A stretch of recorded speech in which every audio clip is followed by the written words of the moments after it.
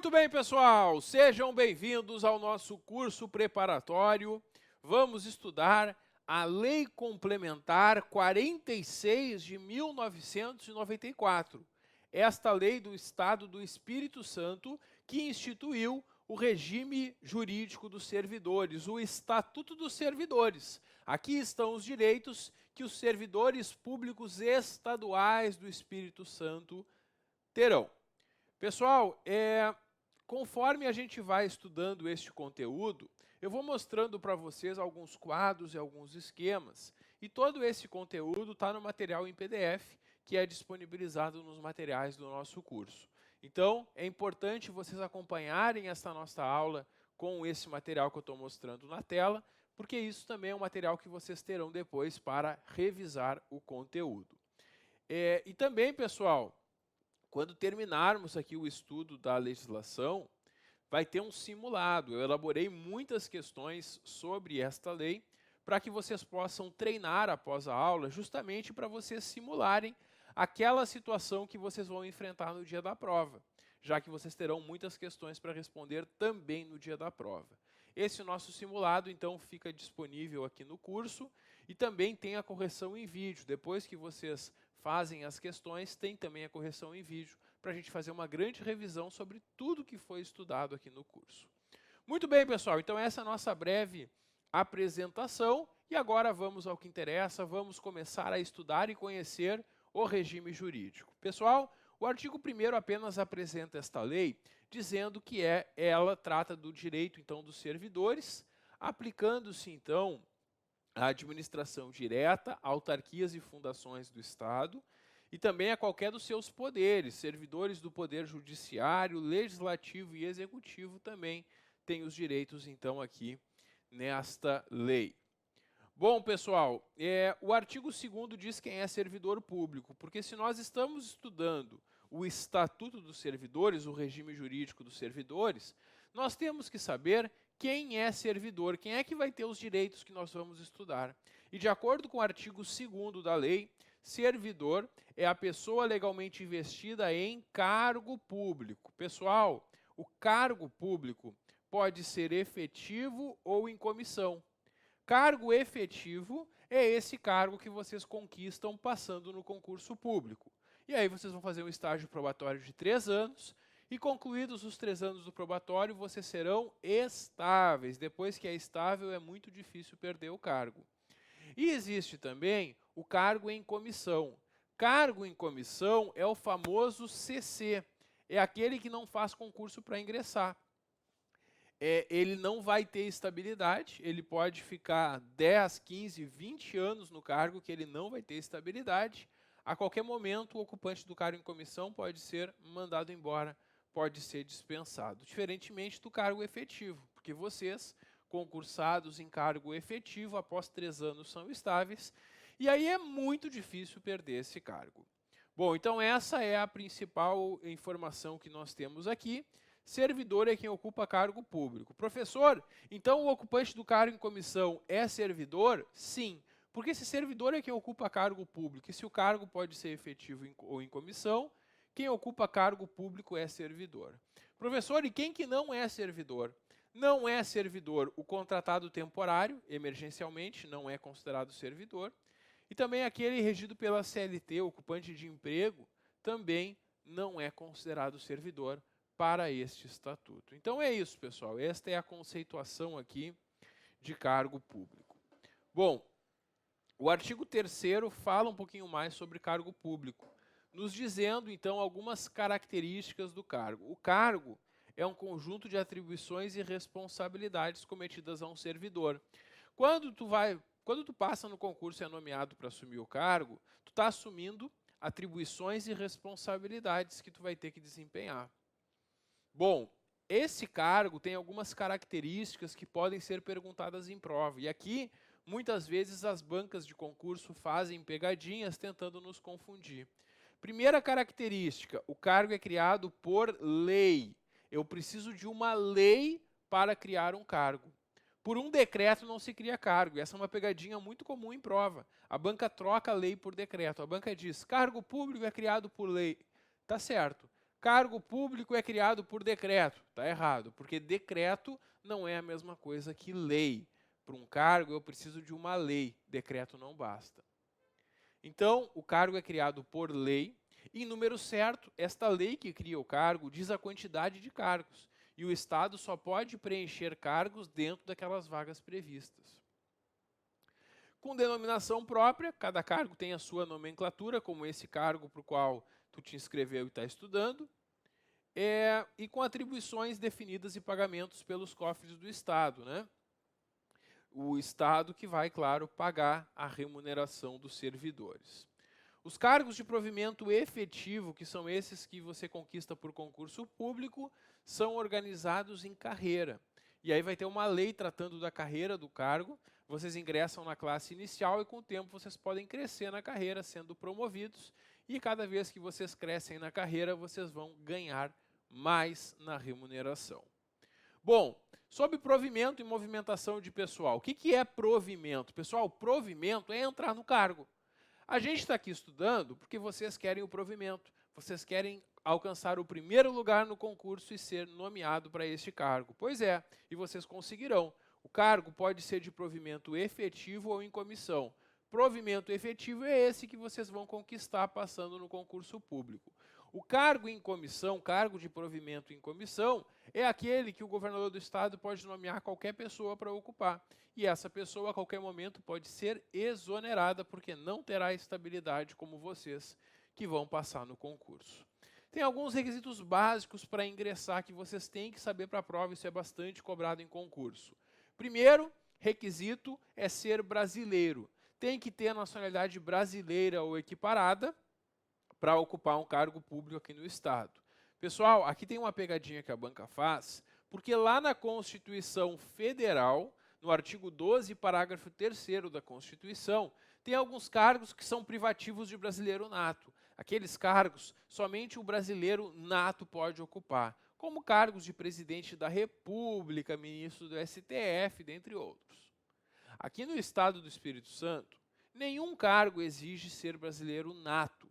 Basta ser brasileiro, que pode ser nato ou naturalizado ou até equiparado a brasileiro.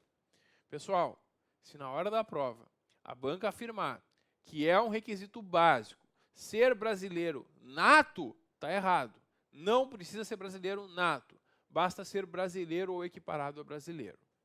Tem que estar quite com as obrigações militares e eleitorais, tem que ter idade mínima de 18 anos, sanidade física e mental, que é comprovada na inspeção médica, vocês passam por uma inspeção de saúde para ingressar, e atendimento a condições especiais previstas para determinadas carreiras. Algumas carreiras vão ter alguns outros requisitos além desses. Bom, a pessoa com deficiência tem uma reserva de vagas, tem o direito de concorrer aos cargos, e uma reserva de até 20% das vagas do concurso para candidatos que sejam portadores de deficiência. O artigo 8º traz as formas de provimento. Aqui nós temos 5 formas, mas uma delas foi declarada inconstitucional. A ascensão era uma forma utilizada antigamente no serviço público, que era uma forma de crescer dentro do serviço público. Quer dizer, a pessoa fazia concurso público para um cargo e depois ia fazendo concursos dentro do órgão para cargos melhores. Isso não é mais possível. Hoje, quando alguém quer mudar de cargo, tem que fazer concurso público e concorrer com todos. Não existe mais essa preferência para quem já é servidor que existia antigamente. Então, essa ascensão não existe mais. E hoje, nós temos, então, 4 formas de provimento, 4 formas de ingressar em um cargo público. A principal delas é a nomeação. Vocês vão fazer o concurso, vão passar no concurso e serão nomeados. Depois que vocês já foram nomeados, pode ser que por algum motivo vocês voltem a ocupar um cargo ou mudem de cargo. E aqui nós temos as outras formas de provimento que nós vamos estudar hoje, que são aproveitamento, reintegração e reversão. Então, a nomeação é a única forma de provimento originário. Quem não é e nunca foi servidor, só poderá ingressar pela nomeação. Essas outras, aproveitamento, reintegração e reversão, são formas derivadas de provimento, porque só poderá passar por elas quem já foi nomeado alguma vez. Se eu nunca fiz concurso, nunca fui nomeado, eu não tenho como passar por aproveitamento, reintegração ou reversão. Eu só consigo ingressar no serviço público a primeira vez com a nomeação. Aí depois que eu já sou servidor, eu poderei, em alguns casos, passar por essas outras formas de provimento que a gente vai estudar logo a seguir. Pessoal, provimento é a forma de entrar em cargo público. O contrário do provimento é a vacância. No provimento eu entro no cargo, na vacância eu saio do cargo. As formas de sair do cargo, as formas de vacância, estão no artigo 60. Tem a exoneração, que é uma saída, digamos, normal do cargo. Se eu não quero mais trabalhar, eu peço para sair, eu peço exoneração. Também tem situações que a gente vai estudar hoje, que ocorre a exoneração também por parte da administração. Tem a demissão, que é a perda do cargo como pena disciplinar. Demissão e exoneração não são a mesma coisa, já que a demissão é uma penalidade. Tem também a aposentadoria, falecimento, declaração de perda de cargo e destituição de cargo em comissão. Eu achei importante colocar lado a lado aqui as formas de entrar e as formas de sair do cargo. Depois a gente vai estudar mais detalhadamente a vacância. Mas num primeiro momento já é importante a gente visualizar aqui como que se entra e como que se sai de cargo. Porque na hora da prova, a banca pode misturar nas alternativas formas de provimento e formas de vacância e te perguntar quais são as formas de provimento, ou seja, as formas de entrar em cargo, quais são as formas de vacância, ou seja, as formas de sair de um cargo público. O artigo 9º estabelece quem é que vai fazer o provimento, quem é a autoridade. Quando a gente faz concurso para a administração direta do Poder Executivo, que é para o governo do Estado, para as secretarias estaduais, aqui, quem vai ter a competência vai ser o governador do Estado e nos demais, o secretário responsável pela administração de pessoal. Nos poderes legislativo e judiciário, vai ter uma autoridade definida no seu regimento. Geralmente vai ser o presidente do Tribunal de Justiça para o judiciário e o presidente da Assembleia Legislativa para os servidores do Legislativo. E nas autarquias e fundações, o seu dirigente superior. O dirigente superior da autarquia ou fundação é quem vai fazer, então, esse ato de nomeação. Muito bem, então é isso que nós temos aqui nessas autoridades aqui competentes. Bom, a investidura em cargo ocorre com a posse. Para a gente entender melhor, a gente precisa entender como é que acontece essa investidura. Quando você passa no concurso, você vai ser chamado para assumir o cargo. Então você passou no concurso em primeiro lugar, o Estado vai começar as nomeações, faz a tua nomeação. Você é nomeado e você tem um prazo para comparecer e dizer: eu que passei no concurso quero o cargo. Nesse momento que você diz que quer o cargo, você vai tomar posse. Para tomar posse no cargo, você vai precisar demonstrar que preenche os requisitos previstos no edital do concurso. É nesse momento que você vai apresentar que tem a escolaridade e todos os requisitos para o cargo. E aí, se você demonstra que quer o cargo e que preenche os requisitos, você vai assinar um termo de posse. Nesse momento, você passa a ser servidor. Essa é a diferença da posse. Antes da posse, você é um candidato do concurso público, um candidato ao cargo. Depois que você assinou o termo de posse, você já é servidor. E isso tem algumas consequências. Porque depois que você entra no cargo pela posse, para sair dele, você vai ter que ser exonerado ou pedir exoneração. Ou passar pelas outras formas de vacância. Antes da posse, você ainda é um candidato, você nem assumiu o cargo. E se você é nomeado e não toma posse dentro do prazo, ou não comparece para tomar posse, é tornada sem efeito a nomeação. Você não chega a ser exonerado porque você nem entrou no cargo. Então a gente tem que saber qual é o momento que o servidor está investido. E a investidura ocorre com a posse, completando-se com o exercício. Então, fui nomeado, eu ainda não sou servidor, eu estou sendo chamado para assumir o cargo. O Estado não sabe se eu quero e se eu preencho os requisitos. Nesse prazo de posse que eu vou comparecer e dizer que eu quero e que preencho os requisitos. Assinei o termo de posse, eu estou investido no cargo, eu já sou servidor. Aí depois que eu assinei o termo de posse, eu tenho uns dias ainda para começar a trabalhar, porque o exercício completa a investidura.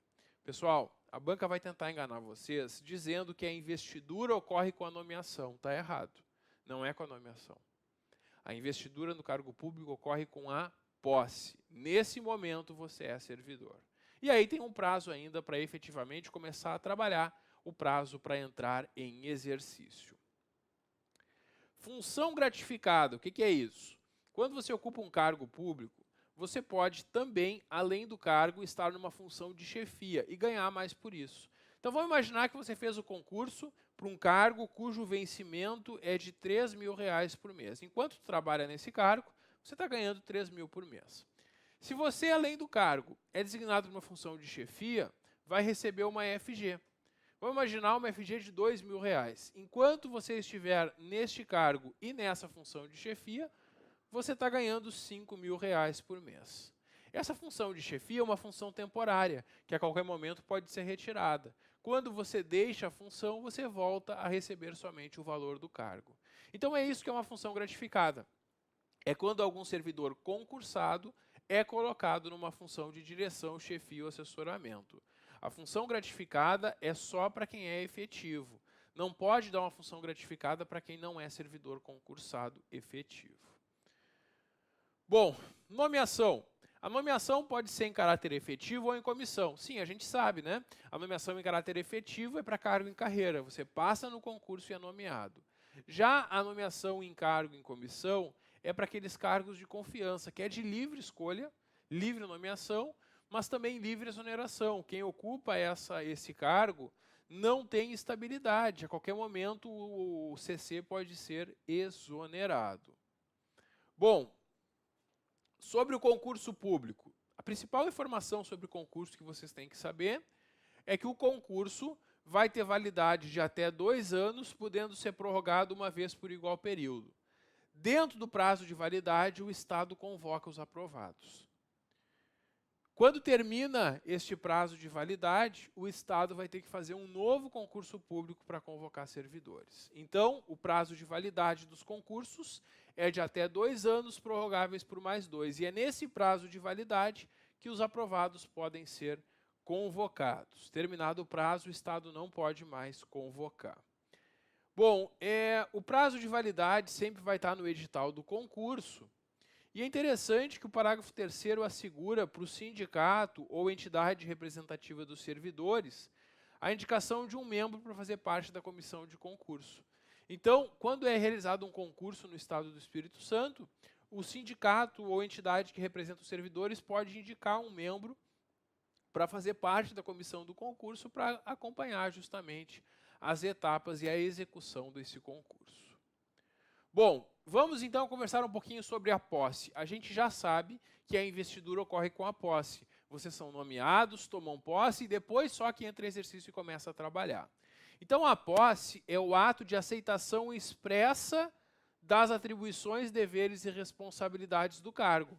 É o momento que vocês dizem, eu que passei no concurso, quero o cargo, vou assumir e vou cumprir essas atribuições, deveres e responsabilidades, com o compromisso de bem servir, sendo a posse formalizada com assinatura. Você pode assinar o termo de posse ou até mesmo pode mandar um representante para assinar esse termo de posse lá por você. Então é possível essa posse por procuração.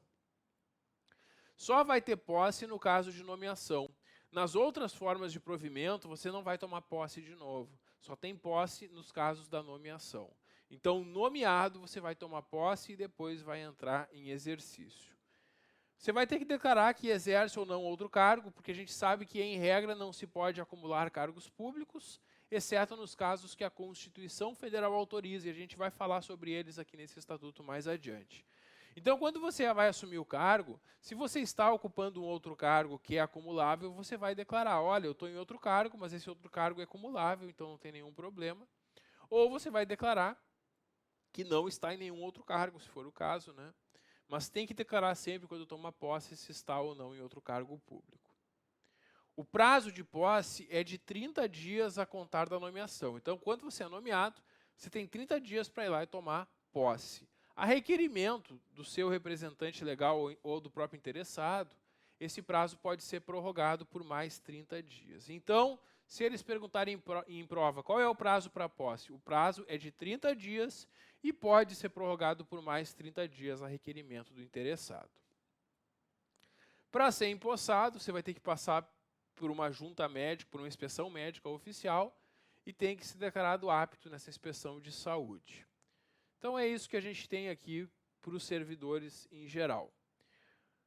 O prazo para a posse de cargo em carreira do servidor que passou no concurso, que está investido em um mandato eletivo ou licenciado, só começa a correr a contar do término do impedimento.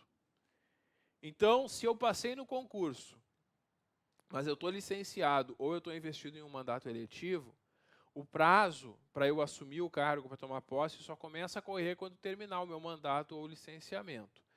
Exceto casos de interesses particulares ou deslocamento do cônjuge, porque nesses casos aqui não vai ter regalia. Então, se eu já sou servidor, concursado, e eu estou de licença em interesses particulares, se eu passei em outro concurso, eu vou ter que imediatamente assumir. Eu não vou poder esperar terminar a licença para assumir. Bom, uma informação importante. O que acontece se eu perder o prazo de posse? É tornada sem efeito a nomeação. Pessoal, quando eu ainda não tomei posse, como eu falei para vocês, eu ainda não sou servidor, porque a investidura só ocorre com a posse. Então, se eu perder o prazo de posse, eu não vou ser exonerado do cargo, porque eu nem cheguei a assumir o cargo. Se eu perder o prazo de posse, é tornada sem efeito a minha nomeação, e o Estado vai convocar o próximo aprovado no concurso para assumir o cargo. É isso que nós temos aqui, então, nessa parte que trata da nomeação e posse. Muito bem. Agora o exercício. Passei no concurso, fui nomeado, fui chamado para tomar posse, tomei posse. Agora eu tenho um prazo para começar a trabalhar. Quando eu tomo posse, eu já vou saber em que setor que eu vou trabalhar, eu já vou conhecer minha chefia, e aí eu vou combinar que dia que eu começo a trabalhar. O dia que eu começo a trabalhar é o meu dia de exercício, e eu tenho 15 dias para entrar em exercício. Eu não preciso esperar esses 15 dias. Quando eu assumo o cargo, eu já posso combinar ou tomar posse de começar a trabalhar no dia seguinte, por exemplo. Mas se eu precisar de uns dias para me organizar para assumir o cargo, eu posso ainda ter 15 dias para entrar em exercício. Então, os prazos são 30, prorrogável por mais 30 para tomar posse. Tomei posse, 15 dias para entrar em exercício. Bom, se eu não entrar em exercício no prazo de 15 dias, eu vou ser exonerado. Percebam que não é a mesma coisa que a posse. Por que isso? Quando eu sou nomeado, eu tenho 30 dias para tomar posse. Se eu não tomar posse, eu nem chego a assumir o cargo. E aí, a consequência de perder o prazo de posse é ter tornada sem efeito a minha nomeação. Eu não vou ser exonerado porque eu nem cheguei a assumir o cargo. Por outro lado, se eu tomei posse no cargo, mas não comecei a trabalhar nos 15 dias, aí eu vou ser exonerado, porque eu cheguei a assumir o cargo. E nesse caso, então, eu sou exonerado. Associa, perdeu o prazo de posse, torna sem efeito a nomeação. Perdeu o prazo de exercício, que começa com as letras EX, a consequência é exoneração, que também começa com as letras EX, né? Então, associa para lembrar na hora da prova. Perdeu o prazo de posse, torna sem efeito a nomeação. Perdeu o prazo de exercício, é exonerado. Se na hora da prova a banca afirmar que quem perde o prazo de posse é exonerado, isso está errado. Porque quem perde o prazo de posse nem assumiu o cargo, nem foi investido. E aí não tem como ser exonerado de um cargo que nem ingressou. Certo? Então aqui um pequeno detalhe que pode derrubar bastante gente na hora da prova. Sobre a jornada de trabalho e frequência ao serviço, existe um limite de jornada, vocês não podem trabalhar mais do que 44 horas semanais, nem 8 diárias, exceto quem trabalha em regime de turnos, né? Porque quem faz turnos, às vezes faz um turno de 12 horas e aí tem um tempo maior de descanso, né? Mas em regra, para quem não trabalha em turnos especiais, em regra, o limite de jornada vai ser esse, 44 horas por semana e 8 horas por dia. Bom, A jornada normal de trabalho é de 8 horas diárias para o cargo em comissão ou função gratificada, exigindo-se do ocupante dedicação integral ao serviço. Quem assume, então, cargo em comissão ou função gratificada, 8 horas diárias de trabalho. É possível a prorrogação da jornada normal de trabalho por necessidade de serviço ou força maior, e aí o servidor vai ficar algumas horas a mais, fazendo horas extras. No entanto, essa prorrogação de jornada não pode exceder 2 horas diárias, no máximo, então, 2 horas extras por dia. Exceto cargos que tenham jornada especial ou regime de turnos, que aí tem situações que vão trabalhar mais do que 2 extras, né? Mas, como regra, então, no máximo 2 horas extras por dia. E atendida a conveniência do serviço, o servidor que é estudante pode ter um horário especial de trabalho. Esse horário especial de trabalho é para o servidor conciliar o seu trabalho com o estudo, né? Imagina um servidor que faz universidade e precisa viajar todo dia para chegar até a aula. Se ele sair no horário que encerra o expediente, ele não chega a tempo na aula. Então, para ele conseguir chegar a tempo na aula, ele é autorizado a sair um pouco mais cedo. Mas esse tempo que ele sai mais cedo, ele vai compensar em outro horário, né? Ele vai fazer a compensação. Mas é possível, então, dar um horário especial para o estudante para que ele consiga conciliar o trabalho com o estudo. Mas isso não é redução de carga horária. Ele vai cumprir a mesma carga horária. A diferença só é que ele vai compensar em um outro horário que não atrapalhe o seu estudo. Pessoal, entre 2 jornadas de trabalho, tem que ter um período mínimo de 11 horas consecutivas para descanso. Porque se entende que o servidor, quando deixa o trabalho, ele deve ter um momento de repouso, lazer com a família, alimentação, para estar bem no dia seguinte para o trabalho. Então, entre um dia e outro de trabalho, tem que ter um intervalo mínimo de 11 horas. Esse é o chamado intervalo interjornada. Entre uma jornada e outra de trabalho, entre um dia e outro, é necessário esse descanso de 11 horas. Isso cai bastante em prova, vocês têm que memorizar, então, que entre um dia de trabalho e outro tem que ter 11 horas de descanso. Quem trabalhar com datilografia, digitação, operação de telex, escrituração ou cálculo, a cada 90 minutos de trabalho, tem um repouso de 10 minutos. E esse repouso não é deduzido, não é descontado da duração normal de trabalho. Então, quem faz esse trabalho repetitivo, que é bastante cansativo nessas áreas, a cada 90 minutos descansa 10. Trabalha 90, descansa 10. E esse descanso não é deduzido, não é descontado, quer dizer, esse intervalo é remunerado. A frequência do servidor vai ser apurada por meio de registros definidos pela administração, nos quais se verificam diariamente as entradas e saídas, né? Se verifica diariamente o horário de entrada e saída, exceto para os servidores que estiverem em teletrabalho. Claro, porque quem está em teletrabalho não vai lá registrar, porque vai ter uma forma especial de controle. O registro da frequência deve ser efetuado dentro do horário determinado, para o início do expediente, com uma tolerância máxima de 15 minutos, uma vez por semana e no máximo 3 por mês. Então, aqui existe uma pequena tolerância para atrasos. Porque acontece, às vezes, por algum motivo, o servidor acaba chegando atrasado. Bom, para os atrasos, tem uma tolerância máxima de 15 minutos, uma vez por semana. Então, claro, você deve chegar todo dia no horário, mas uma vez por semana você até pode chegar atrasado dentro de 15 minutos. Mas isso no máximo 3 vezes ao mês. Não pode, então, toda semana chegar atrasado. Então, no máximo 3 dias no mês, sendo em semanas diferentes, o servidor chegando atrasado até 15 minutos não vai ser descontado. Mais que isso, já estará sujeito a descontos.